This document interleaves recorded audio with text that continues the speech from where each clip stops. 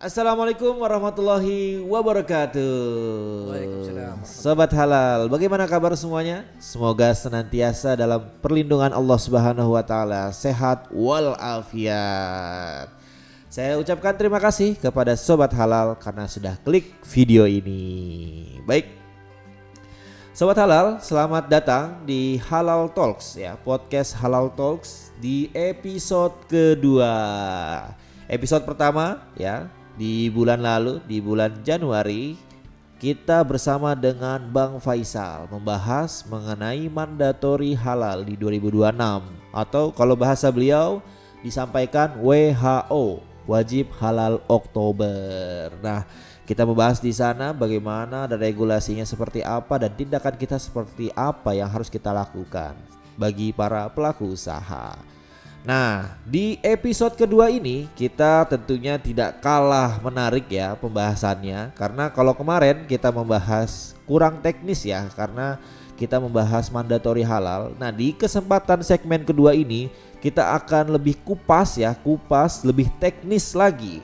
Kita di episode kedua ini kita akan membahas temanya adalah mengurai sertifikat halal dari aturan hingga praktik lapangan. Jadi kita benar-benar akan kupas nih bagaimana cara pengurusan sertifikat halal, khususnya untuk skema self declare maupun reguler ya, kan ada dua skema ya. Nah, kita akan bahas tuntas semuanya. Bersama siapa? Di samping kiri saya ada Bang Dika. Bang Dika atau Mas Dika? Bang Dika boleh. Bang Dika. Bang Dika adalah Ketua Divisi Operasional LPH Hidayatullah. Bagaimana kabar Bang Ketua? Baik, alhamdulillah luar Bang biasa. Dika, insyaallah. Bang Ubay sehat ya? Alhamdulillah sehat. Jadi Bang Dika tentunya akan menjadi pemateri yang cukup tepat pada podcast kali ini karena memang urusan beliau lah yang mengurus segala operasional di LPH Hidayatullah. Oke, sobat halal. Bang Dika, kita masuk nih. Di sini saya dan sobat halal pasti pada kepo nih. Tadi kan disampaikan ada dua skema ya. Skema self declare maupun skema reguler. Mungkin coba Bang Dika bisa jelaskan apa sih perbedaannya secara sederhana biar kita sobat halal pertama ini gak bingung nih. Apa itu skema self declare maupun skema reguler? Baik, terima kasih Bang Ubay untuk pertanyaannya. Memang ini adalah pertanyaan sangat dasar sekali ya untuk sertifikasi halal di Indonesia. Jadi untuk sertifikasi halal ini kita kenal dengan dua skema. Yang pertama skema self declare dan yang kedua adalah skema reguler. Kenapa sih ini berbeda? Ini saya akan jelaskan sedikit mengenai hal tersebut ya. Jadi kalau skema self declare itu sebenarnya adalah skema yang dilakukan untuk pelaku usaha dengan skala mikro kecil dan dia tidak ada kontaminasi daging yang titik kritis dan itu dipastikan bahan-bahannya sudah memiliki sertifikat halal semua. Nah, kalau yang reguler itu akan lebih eksplisit lagi, lebih komplit bahwa peruntukan dari sertifikasi halal reguler ini untuk pelaku usaha dengan skala mikro kecil namun dia berbeda dengan kapasitas dan menengah dan besar. Nah, ini nanti akan kita kulik lebih dalam lagi mengenai skema daripada pengajuan sertifikasi halal tersebut. Terima kasih. Oh begitu ya Bang Dika ya, dengan dua skema tadi ya, bahwa sobat halal nih berarti jangan bingung, ada dua skema. Skema self declare maupun skema reguler. Nah, mungkin tapi wajar sih kalau masih bingung karena kita masih bahasnya sedikit ya Bang Dika ya. Betul. Kita masih bahas sedikit dan nanti habis ini kita akan bahas tuntas mengenai dua skema tersebut. Tapi sebelum bahas tuntas, di tengah-tengah kita ada produk ya. Ini produk yang disertifikasi oleh LPH Hidayatullah. Betul Bang Dika? Jadi produk ini memang parfum ya. Jadi parfum yang kami sertifikasi halal, namun dia tidak masuk untuk kategori skema self declare sehingga dia harus masuk di pengajuan reguler seperti itu. Oh begitu ya Bang Dika ya. Berarti ini parfum ya fix dengan skema reguler. Nah, ini parfum mungkin sobat halal pernah pakai. Nah, zaman-zaman masih muda dulu atau sekarang masih pakai? Ayo silakan komentar di kolom komentar. Oke Bang Dika, kita bahas self declare terlebih dahulu nih. Self declare itu sebenarnya skema ini tuh siapa sih yang bisa gunain Bang Dika? Oke, siap Bang Ubang. Jadi untuk skema self declare ini yang paling sederhananya kita lihat bahwa produk self declare ini pertama dia produk yang tidak beresiko tinggi, artinya dia masih produk rumahan, tidak menggunakan mesin yang fungsional ya, masih yang manual. Kemudian bahan-bahan yang digunakan itu jelas kehalalannya, artinya tidak ada bahan-bahan kimia atau bahan-bahan yang tidak awam kita dengar ya. Kemudian ini prosesnya juga sederhana, masih manual tadi tanpa menggunakan mesin-mesin canggih. Kemudian dia tidak menggunakan bahan turunan hewani yang tidak mampu tertelusur. Dan yang paling penting itu adalah skala usahanya masih mikro kecil. Dia berada di satu lokasi atau satu outlet. Kemudian dia varian produk yang didaftarkan itu hanya terbatas. Jadi tidak seperti ajuan-ajuan yang reguler yang besar, itu dia tidak ada batasnya untuk pengajuan jumlah produknya, seperti itu kira-kira Mas Ubay. Oh begitu Bang Dika. Berarti di self declare ini apakah ada pemeriksaan ulang atau pemeriksaan audit gitu Bang Dika? Jadi kalau sebenarnya pemeriksaan untuk self declare ini lebih sama dengan reguler, cuman yang membedakan itu nanti pemeriksaannya. Jadi kalau yang self declare ini yang diperiksa adalah oleh pendamping, namanya ya, pendamping produk halal. Mereka tetap memvalidasi dan memverifikasi data yang ada di dalam pelaku usaha. Jadi bahan, proses, dan produknya itu sendiri tetap diperiksa. Cuman memang tidak secara eksplisit nanti secara reguler, karena ini masih produk rumahan atau produk UMKM yang dia memang produknya sedikit dan terbatas, seperti itu kira-kira. Oke Bang Dik. Nah sekarang biar sobat halal mungkin makin jelas nih, bisa coba kasih contoh-contoh pelaku usaha apa sih yang bisa self declare Bang Dik, biar nanti barangkali nih sobat halal yang lagi nonton ternyata bingung, saya ini masuk skema self declare atau tidak. Coba Bang Dik dikasih info ke kita contoh-contoh pelaku usaha yang itu kategorinya self declare. Siap. Untuk produk-produk self declare ya, paling awam kita lihat mungkin untuk self declare ini contoh produknya adalah mereka yang punya gerobakan, Mas Ubay.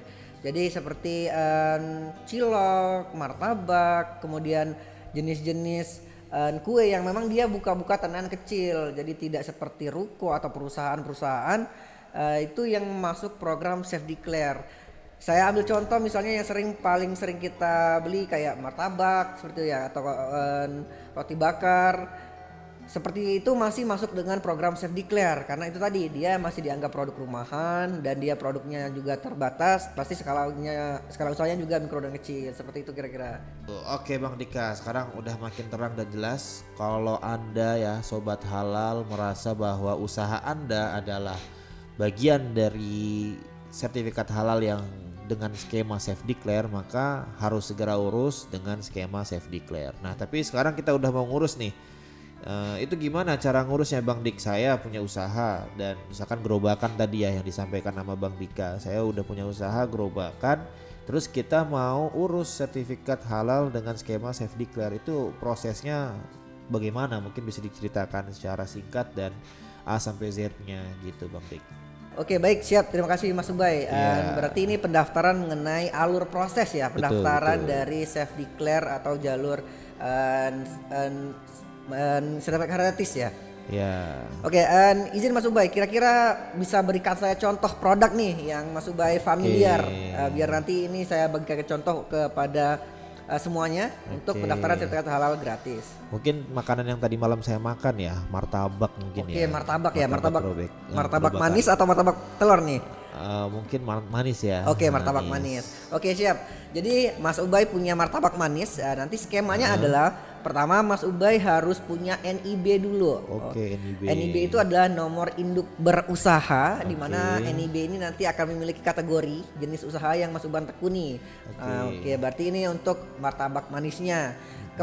Kedua adalah Mas Ubay harus punya akun si halal dulu. Jadi sekedar informasi bahwa semua pengajuan sertifikasi halal itu berada di satu sistem website, one door system, namanya ptsp.halal.go.id. Jadi semua pendaftaran diakses pada website tersebut.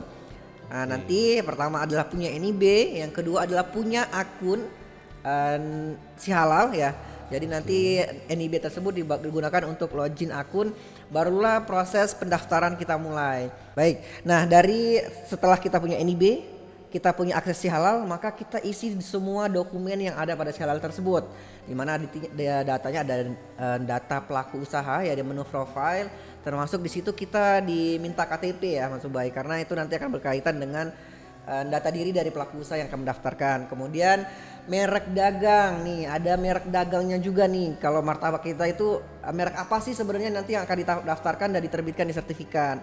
Kemudian bahan-bahan yang digunakan untuk martabak itu sendiri, misalnya ada gula, ada tepung, ada telur, itu semuanya harus dicantumkan dalam pendaftaran tersebut. Kemudian masuk ke varian produk.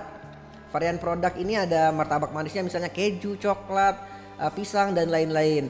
Setelah proses ini selesai, nanti akan kita submit di sistem. Jadi semuanya itu terintegrasi dengan sistem tersebut. Kita submit, kita menunjuk salah satu pendamping proses produk halal terdekat dengan lokasi usaha kita. Kenapa harus pendamping? Karena mereka inilah yang akan memfasilitasi ya untuk verifikasi dan validasi data yang akan kita ajukan. Baik, setelah validasi nanti pelaku usaha itu akan menunggu proses selanjutnya, di mana ini proses terjadi di sistemnya BPJPH. Setelah verifikasi dikirim ke komite fatwa, kemudian nanti setelah itu baru penerbitan oleh BPJPH. Oke, berarti satu pintu melalui ptsp.halal.co.id betul, itu betul. ya semua jadi sistemnya ya. Tidak ada website lain. Jadi Tidak sehingga ada kalaupun website ada website lain nanti itu indikasinya penipuan. Indikasinya penipuan, dan sampai dapat sertifikat halal ada di situ ya. Betul. Oke gitu sobat halal ya. Jadi kita sudah bahas tuntas terkait skema self declare ya. Bagi sobat halal semua, sekali lagi yang punya produk, punya atau usaha segala macam yang bisa dilakukan sertifikat halal yang melalui skema self declare, silakan lakukan sesuai dengan penyampaian yang tadi Bang Dika sampaikan. Oke, sekarang kita udah bahas self declare nih Bang Dik. Sekarang kita masuk ke regulernya nih. Yang tadi ini pasti tentunya skala kecil ya, skala kecil tapi yang berbahan daging ya, atau apa mungkin nanti kita bisa bahas lebih detail. Terus yang menengah ya, yang menengah, terus juga yang besar ya. Jadi secara teknis mungkin bisa disampaikan skema reguler itu seperti apa Bang Dik? Baik, berarti sekarang kita masuk ke skema reguler ya Bang Ubay. Jadi untuk skema reguler ini seperti yang saya jelaskan sobat-sobat halal semuanya diajukan one door system melalui ptsp.halal.co.id. Nah, namun tinggal apakah produk kita ini masuk reguler dan masuk self declare ya. Artinya kalau sudah kita tahu bahwa ini adalah program maksud reguler, maka untuk pengajuan kita pilih menu pengajuan reguler. Dan untuk pendaftarnya sama, alurnya punya NIB, mendaftar melalui si halal dan melakukan registrasi pengisian dokumen pada website tersebut. Nah, setelah punya akun di si halal dan mengisi semua dokumen yang diperlukan untuk pengajuan reguler, ini kalau bedanya dengan self declare, sobat halal semua, kalau self declare itu kita memilih pendamping proses produk halal. Kalau yang reguler itu kita memilih LPH. Lembaga pemeriksa halal, karena di LPH ini ada auditor yang melakukan tugas dan fungsinya kurang lebih sama seperti proses produk halal ya, pendamping proses produk halal, hanya lebih eksplisit nanti data yang akan dicek oleh auditor tersebut, karena memang ada bidang ilmu tertentu yang diwajibkan oleh BPJPH sebagai auditor halal. Oke, berarti sebenarnya secara dokumen sama ya, NIB yang dibutuhkan ya. Betul. NIB, tapi mungkin dari prosesnya yang beda, kita harus bisa membedakan produk kita ini masuk ke reguler atau self declare gitu ya Bang Dik ya. Dan ketika kita pilih yang reguler, berarti nanti diperiksanya oleh LPH. Dan disinilah peran LPH Hidayatullah begitu Bang Dik ya. Betul. Oke, nah sekarang Bang Dik di pelaku usaha ya, yang mungkin sobat halal juga ada beberapa yang bisa merasakan, yaitu lambatnya proses sertifikat halal. Nah, baik ya self declare maupun reguler, tapi yang mungkin khususnya reguler ya, itu apa ya yang bikin lambat atau pengurusannya itu panjang, atau sebenarnya berapa lama sih sebenarnya proses self declare proses sertifikat halal ini Bang Dik? Baik, untuk SLA ya, Standard Level Agreement yang diberikan oleh BPJPH kepada LPH mengenai waktu pemeriksaan yang dilakukan. Jadi secara regulasi Bang Ubay, SLA untuk LPH itu diberikan 14 hari kerja. Jadi itu dihitung ketika pertama kali auditor turun ke lapangan. Jadi ketika pelaku usaha memberikan dokumen dan melakukan pengajuan, nanti LPH akan menerbitkan invoice, dan setelah invoice dibayarkan melalui si halal, barulah nanti auditor kami akan turun ke lapangan. Nah ini SLA-nya terhitung 14 hari kerja oleh LPH tersebut. Kemudian apakah ada nih kayak Mas Ubay ternyata ada yang lama seperti keluar dari 14 hari. Nah ini biasanya kalau dari pengalaman kami ini tergantung daripada penyelia yang melakukan penginputan dokumen. Karena beberapa penyelia ini tidak prepare ya mengenai temuan-temuan audit yang dilakukan oleh auditor. Jadi ada beberapa temuan yang mungkin penyelianya tidak bisa melengkapi dengan segera. Ini yang akan membuat SLA itu akan semakin lama. Sehingga baiknya sih untuk penyelia kami sarankan memang sudah fix betul nih data-data yang ada di tempat pelaku usaha bahwa sudah aman, sudah terkondisi, sudah punya sertifikat halal semua dan prosesnya juga sudah terorganisir. Maka ketika pengajuan untuk diaudit oleh auditor itu temuannya akan sangat sedikit, sehingga ini akan mempercepat proses daripada SLA tersebut. Seperti itu kira-kira. Oke, berarti sebenarnya prosesnya nggak lama ya, cuman sekitar 14 hari. Betul. Atau secara total 21 hari. Cuman memang ada kendala-kendala dokumen dan lain-lain sehingga membuatnya lambat. Oke. Nah, selain itu yang saya baca-baca ya dari Sobat Halal juga, dan mungkin sekarang lagi dialamin sama Sobat Halal yang lagi mengurus sertifikat halal, yaitu deg-degan nih saat mau disertifikasi halal atau diaudit.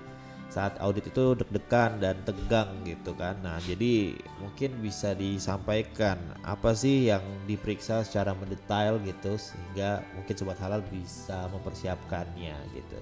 Baik, terima kasih Mas Ubay. Jadi memang untuk audit ini memang dari pengalaman ya. Pengalaman sendiri saya beberapa kali turun audit. Memang pelaku usaha itu rada takut ya dengan pemeriksaan yang dilakukan oleh auditor. Pada dasarnya ini hanya nervous lapangan kalau menurut saya. Karena untuk audit halal ini selagi dokumen daripada daftar bahan proses sudah sesuai dengan kriteria SJPH yang ada 5, itu pelaku usaha tidak usah takut. Jadi artinya memang halal ini bahwa kita menentukan bahwa dia halal dan thayyib yang akan dikonsumsi, sehingga tidak perlu takut mengenai hal tersebut selagi dokumen sudah lengkap seperti itu. Oke, menarik. Baik Bang Dika, menarik sekali ya setelah kita simak betul-betul apa itu self declare maupun reguler secara mendalam ya. Mulai dari untuk siapa self declare dan untuk siapa reguler sampai dengan bagaimana cara pengurusannya. Nah, mungkin saya ada pertanyaan yang wajib saya tanyakan biar Sobat Halal ini semakin tahu dan terang menerang ini lebih jelas nih untuk semuanya nih. Mungkin Bang Dika bisa sampaikan ke Sobat Halal langkah teknis yang harus dilakukan supaya semuanya itu berjalan dengan baik ya. Mungkin tipsnya ya, tips untuk para pelaku usaha dan Sobat Halal ini supaya semua pengajuan itu berjalan dengan baik. Itu tipsnya apa nih Bang Dika? Baik, saran yang paling baik ya dilakukan oleh pelaku usaha apabila ingin mengajukan sertifikat halal itu, untuk pengajuan sertifikasi halal reguler itu sebaiknya bahwa memang pelaku usaha ini punya penyelia halal dulu nih Mas Ubay. Karena penyelia halal inilah yang nanti akan mengurus seluruh dokumen yang akan disubmit pada sistem si halal. Jadi nanti tidak buta ya pelaku usaha itu bahwa apa saja yang akan dilakukan ketika pengajuan sertifikat halal. Yang kedua, kalau dia adalah pengajuan dengan skema self declare, sebaiknya dia punya pendamping halal dulu nih, punya kontak pendamping halal yang berada di sekitarnya, karena nanti yang pendamping inilah yang akan mendampingi proses sertifikat halal tersebut. Nah kemudian dari sisi internal ini nanti yang akan disiapkan adalah bahan baku, proses produksi yang dilakukan, kemudian tim manajemen dan prosedur yang ada di tempat pelaku usaha tersebut. Seperti itu kira-kira.